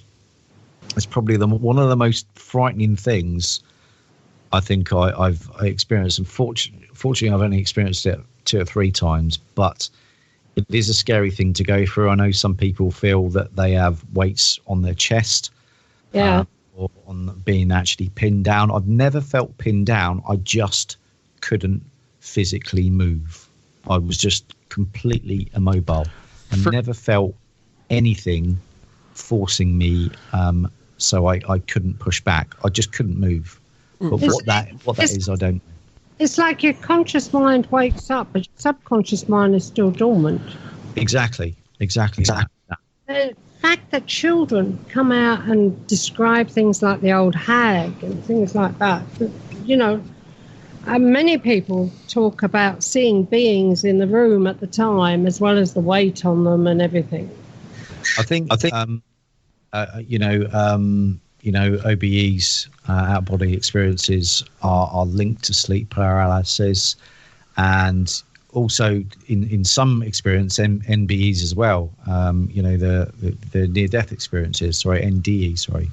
So when you are woken at a certain point, or something wakes you up, if you are above your body, you're not actually in your body. Your conscious or your unconscious mind will be distracted. So therefore, if your subconscious is out of your body and your conscious is in it, then you're not going to be able to move, because your soul, your spirit, whatever, is looking down on it. So you are unable to move. And that is, well, that's one of my takes on it. Yeah, that's another good way of putting it. They are, sleep paralysis is one of these things that, it's going to, the debate will go on forever. It will never be solved. Scientists will say it's one thing. The paranormal community will say it's something else, no matter how much evidence you put out there. But I think it's important to listen to the scientific community. And I also think, on the reverse of that it's important for the scientific community to listen to the paranormal community, because if the two work together, then the results you can get are phenomenal. Yeah, but they won't do that. If they can't see it, touch it, feel it, it doesn't exist as far as the scientific world's concerned. I think it is slowly starting to change. There are some scientists that I've spoken to who are alive to the possibility of these energies. Like NASA has said about the existence of wormholes and black holes. So therefore, that gives the possibility, that opens the possibility of time travel. It opens up possibility of dimensional realms, many other things. So by these big bodies now starting to come out and admit these things, I think it's a really good sign.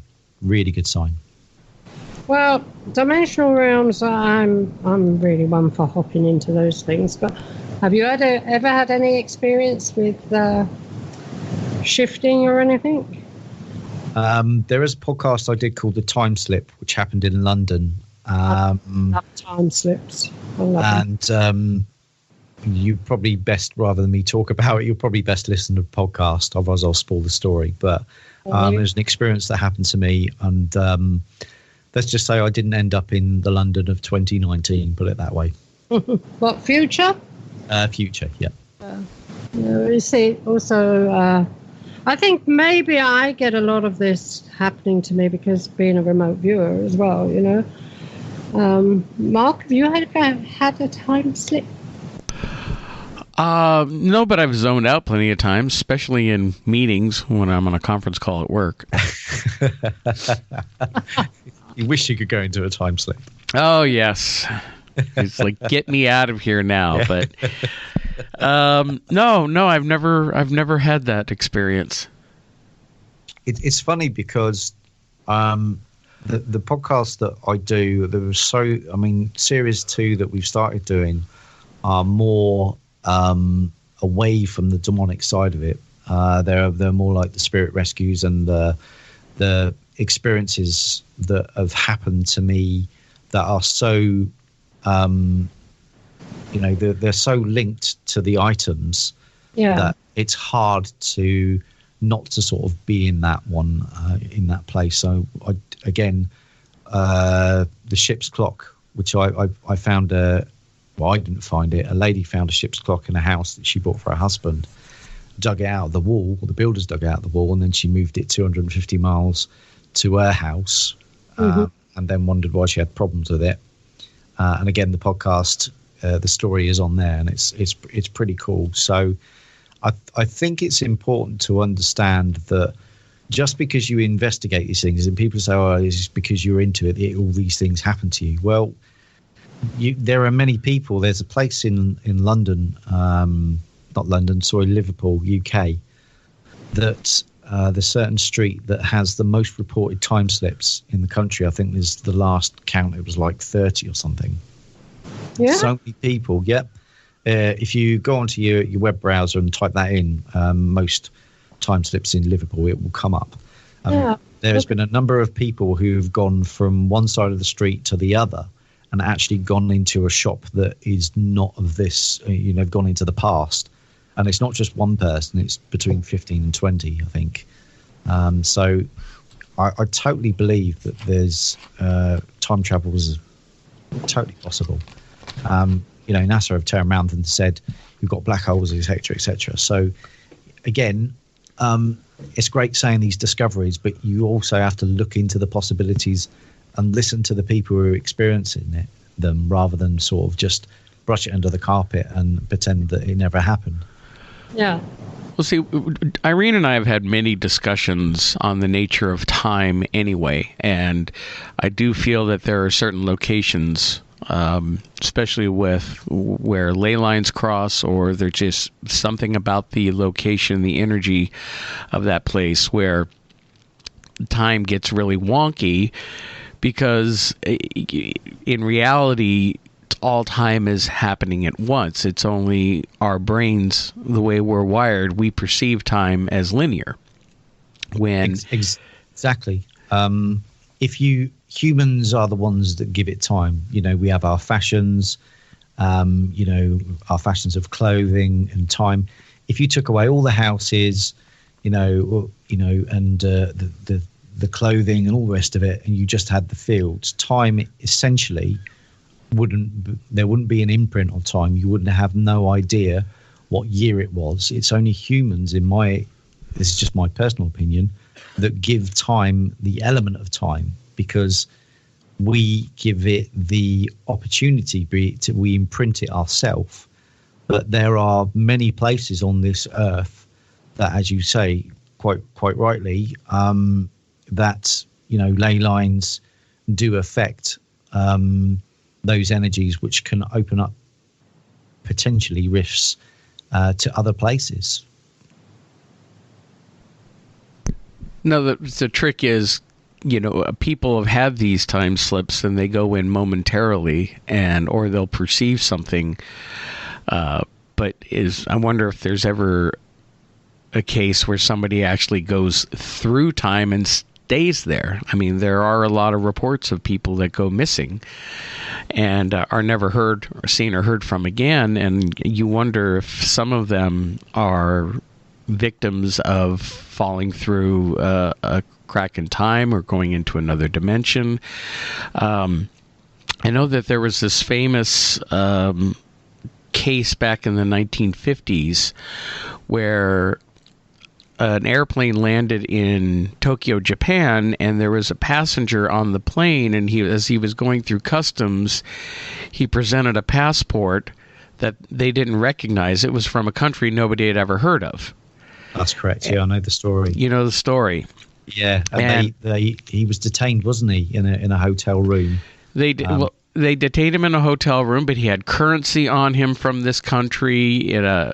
He didn't understand what was going on, and they put him in a hotel room while they tried to sort things out. And they had a guard on the room, so he wouldn't leave, obviously, because they didn't want him in the country. But the next morning, when they went in there, he was gone. That's right.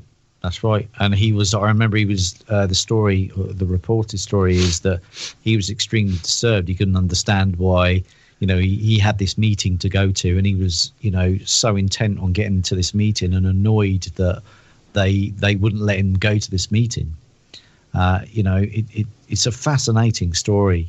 And that they're the sort of things that really interest me as, an investigator. And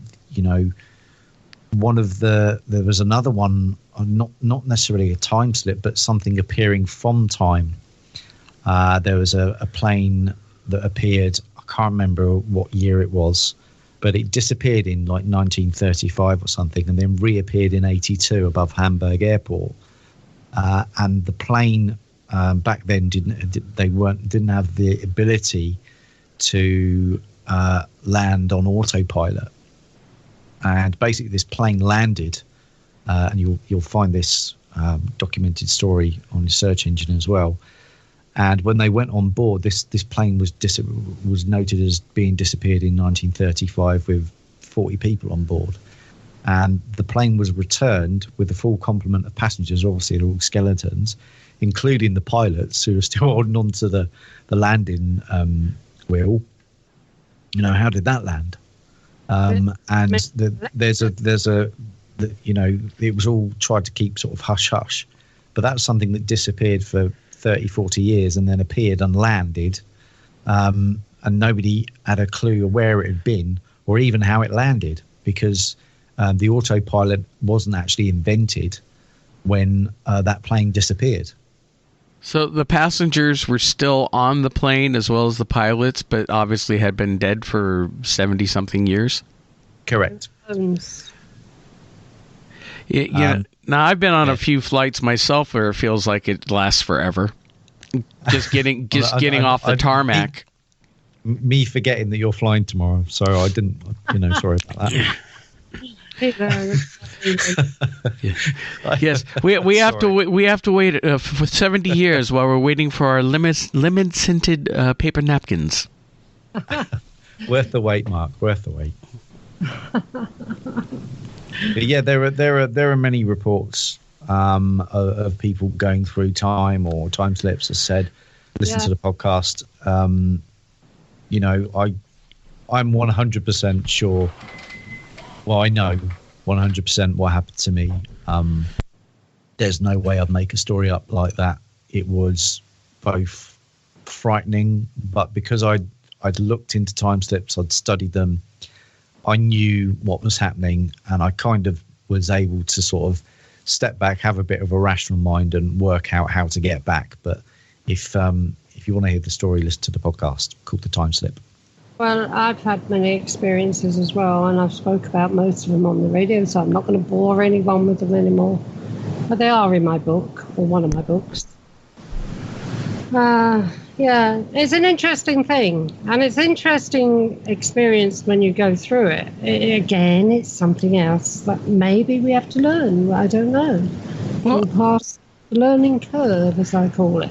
Well, it's like our whole perception of reality. What we consider to be reality is just flat out wrong. We're taught the world works a certain way. Even science, they claim this is the way the world works. Physics, we have these certain laws and they can't be broken. And yet there are so many experiences that we've had that prove otherwise. And just because we can't measure something, because let's say like paranormal activity, we can measure the effects of paranormal activity, but we can't measure paranormal itself. We don't have the equipment. We don't have the knowledge to know how to prove that something like that exists. But because we can't prove it now, they say, well, it's impossible, it can't exist. Well, 100 years ago, they didn't know what radiation was either. We didn't have Geiger counters and to measure activity. What's that? They still had paranormal stuff happening over 100 years ago. Well, yes, they did. And people were more apt to believe in it than they are now with the modern era. But yet, just because you can't prove something exists yet doesn't mean it doesn't exist, or that the way the world works. We're taught from a very young age, this is the way the world works, and we're taught to ignore everything else. Like you said, we have it beaten out of us, where if we were allowed to be open from the very beginning and open to all of these experiences, just how far advanced the human race would really be. I think I did a talk in 2012, one of the first talks I did in front of an audience. And right at the end of my talk, I invited people to ask me a question. And this lady stood up and she said, right, you've just shown us all your footage and you've been talking about it all night, but I want you to prove to me here and now that these spirits that you say exist, I want you to prove to me here and now that they exist. And I said to her, okay, prove to me Radio 1 exists here and now. And she said, well, I listen to it every morning in my car on the way to work. I said, but here and now, you can't prove it to me. No more than I can prove to you here and now, spirit exists. But what we can both agree on is that they broadcast on a frequency. Now, whether you can hear that frequency or not is neither here or there. But they both broadcast on a frequency. And it's about whether you are able to tune into that or not. And what you were saying, Mark, you know, bang on the money, because there is something that is giving out a signal, whether we pick it up or not. It's like, you know, a dog whistle. You blow a dog whistle and a dog will come running. They can hear it, you can't. It doesn't mean to say that it doesn't exist. It just means to say we do not as humans have the ability to hear that whistle, as we do not have the ability, some humans, to hear spirit. Or, you know, there's millions of radio stations broadcasting all over the world, but we can only tune into certain ones at certain times because we're on those frequencies.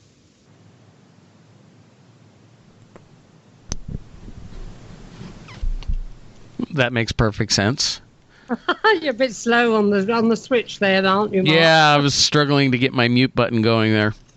Dead. Well, it's a good analogy, radio frequencies, because, you know, all these radio frequencies, just pick the FM dial alone. There's dozens, if not hundreds, of stations all broadcasting at once. But unless you're tuned into that one station, you're not going to hear it. Exactly. And it's the same with the paranormal. If you explain that to people who are not believers in the paranormal, they suddenly take a very, very defensive view because they can't argue with it. Yes, that's true. Yeah.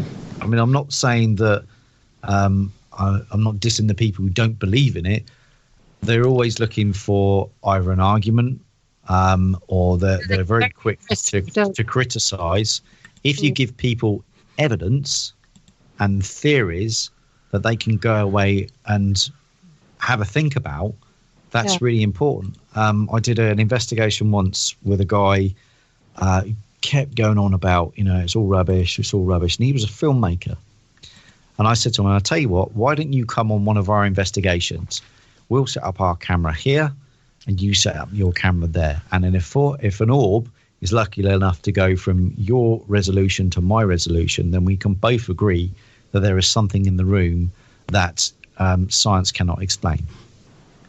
And sure enough, we did this. It was a hotel, and we were lucky enough to do it for 6 weeks. The owners wanted us to investigate floors and rooms and God knows what. And every week he came with us, and eventually we got the shot of an orb going from passing my camera on a night vision to his camera on a darker night vision. And he agreed that it was something that wasn't scientific, and he agreed that it was something that he couldn't explain, but he didn't know what it was. And after that point, he didn't used to argue so much with me. And it's not that I go around looking for arguments. It's always best to try and give people evidence. So when you take footage of things, for example, let's take an orb. Nice and easy example. So you film an orb, and before you show an orb to people, you say, right, this is the flight path of a bug at night. It's very erratic. The flight pattern is very, very erratic on a bug, and there it goes. This is dust. So I'll rub the top of the exit sign on something, and the dust will fall. Now, here's the footage of an orb. So that is a different flight path. So I'm giving people evidence.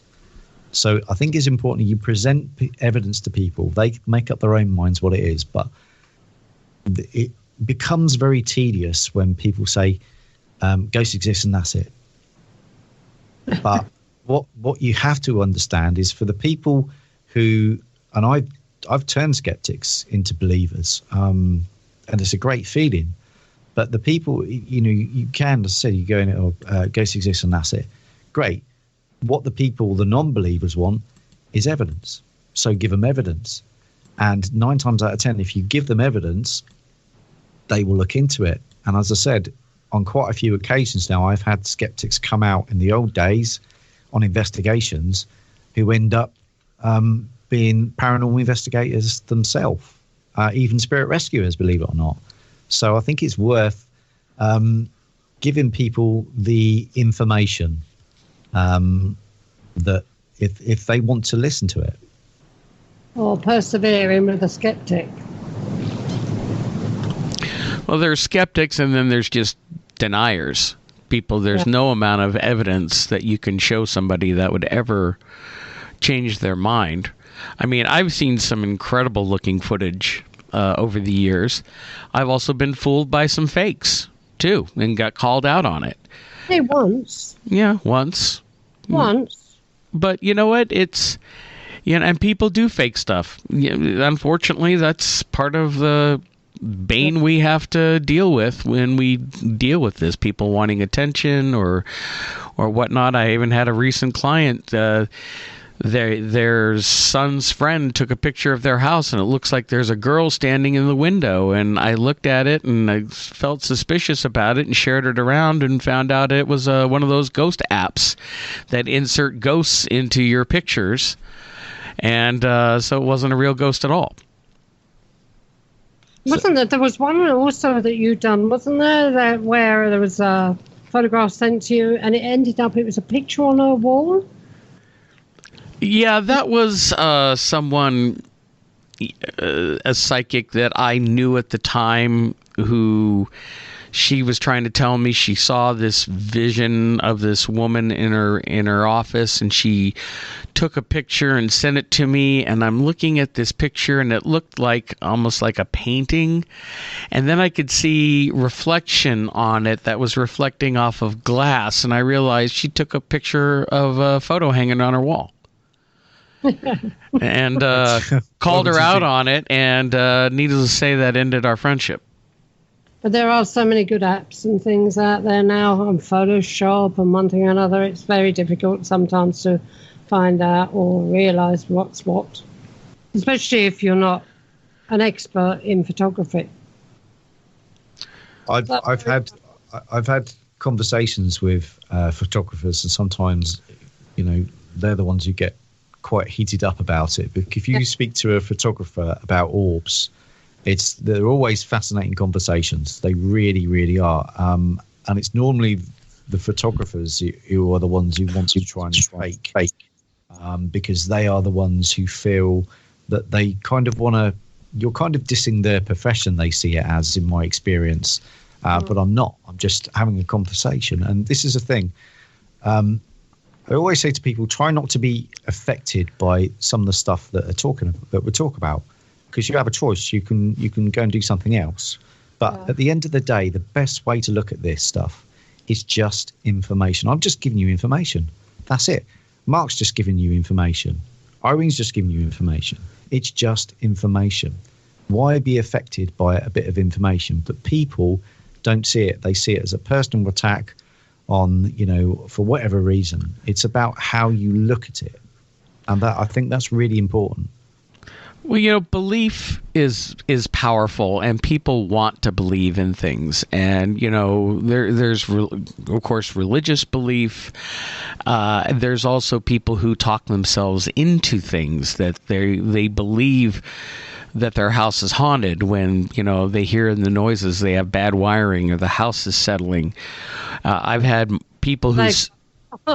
they've got a cellar that doesn't. Their house has got a cellar, but it doesn't really have a cellar. Yeah, there is no cellar, but a psychic tells them that they have a witch's coven practiced in their cellar, and they believe that there's witches haunting their house, but there's no cellar to the house. So yeah, go figure. But I've disappointed people, or I've gotten people angry at me. They send me photos and they want my opinion, like, oh, look at this, what do you think of this? And they send me a picture of an outside picture photo. It's an obvious lens flare. Look, see the streak of light. It's like, well, yeah, that's what happens when you're pointing the camera lens towards the sun, and it's reflecting off the multiple lenses. And of course, I am a photographer, so I do understand how the lenses work, and the angle of the sun and how things will hit in a photograph, and tell them no, there's nothing paranormal there at all. It's just a average lens flare. But then sorry, carry on. No, I was just saying, but then they get all upset because you just shattered their dreams, that they think that they got an angel or whatever that showed up in their photo.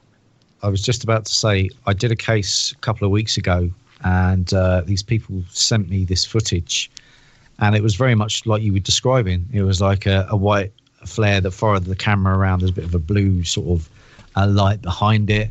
And they're saying, oh, it's an angel, it's an angel. I said, no, I'm really sorry to disappoint you.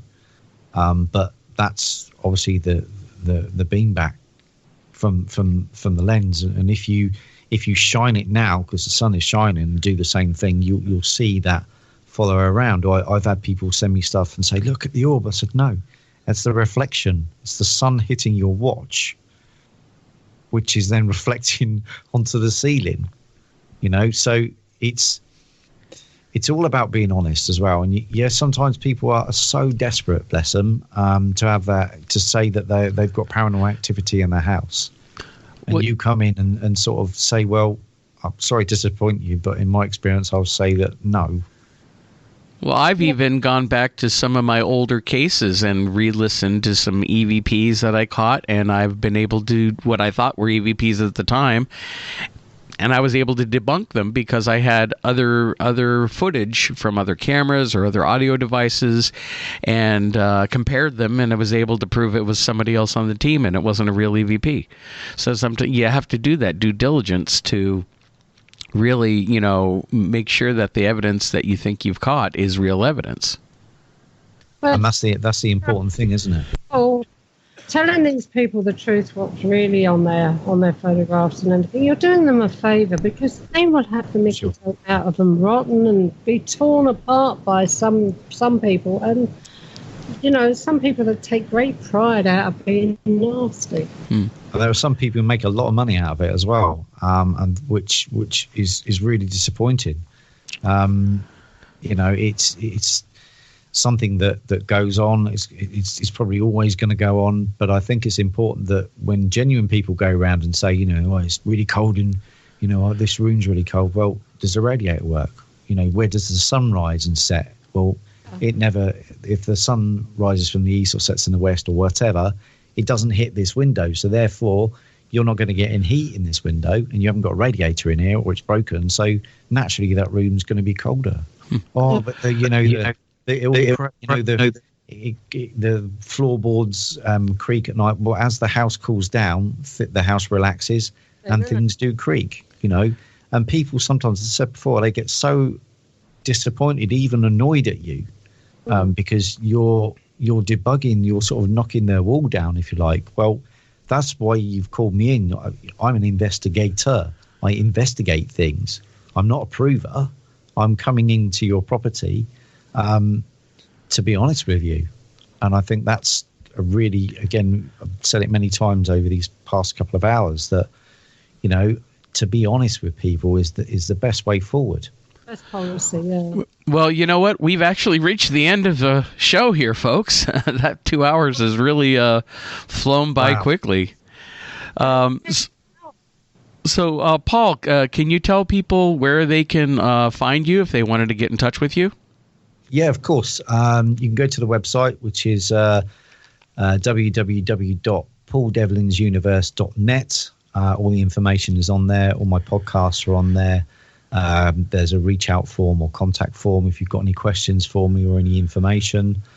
I'm also on Facebook. I'm on Twitter. I'm on Twitter as a Ghost Medic. I am on Facebook as Paul Andrew Devlin, and Ghost Medics Universe as well. So, and thank you very much for having me on your show. It's been fantastic. Well, thank you for coming on. It's been wonderful talking with you.